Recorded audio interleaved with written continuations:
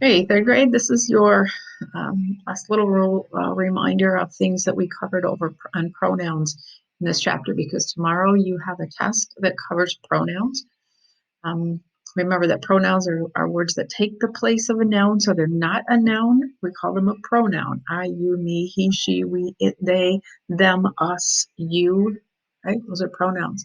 In the first part of the chapter, we talked about subject pronouns and object pronouns. The subject pronouns are the ones that you can use in the subject of the sentence, and the object pronouns are the ones that use in the predicate part of the sentence. They are the object of the action in the first part of the sentence. It's a little more than really what we talked about, but subject and object.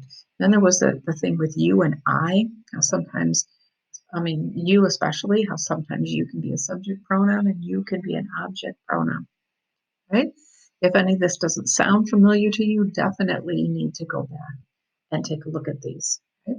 In the first part of this chapter, we also talked about pronoun verb agreement. It's kind of like subject verb agreement that we did way back a while ago. And this is where you need to know whether to put an S on the verb or in the present tense, or whether you leave the S off the verb, depending on the pronoun that you're going to use. Like singular pronouns, like she walks to the store, we put an S on the verb. Or if I have a plural pronoun like they walked to the store, we don't put an S on the verb. So that was covered in that first part of the chapter. Now, we didn't do the review, that mixed review in the chapter in that first part. So I would suggest you go back and take a look at that, right? At least the A and B part of that chapter. See how you do on those. I'm not going to assign them at this point. I'm not going to assign the last one either, right? And then the second part of the chapter, we were talking about possessives, possessive pronouns. Their, their, its, your, right?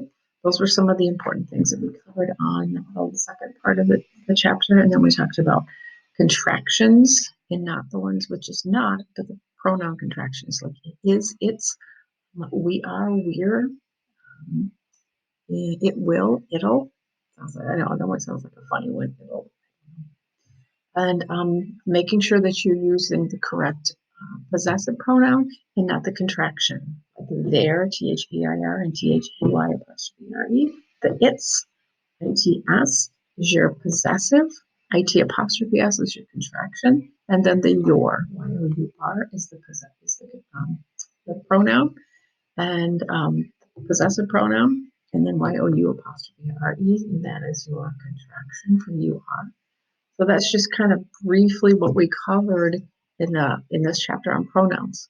And we didn't do the review, which I could have assigned today, but I'm going to let you use that as a review. Okay, so go back through that chapter, making sure you are comfortable with pronouns. We'll have a test tomorrow. It's going to be in a quiz format, and that will be it. That will cover our pronouns and our grammar for this year. You can get to adjectives and adverbs, but that's okay. Mr. Belli will cover those next year where he needs to cover them. Okay, so study hard, do great on your last test as you finish up third grade grammar.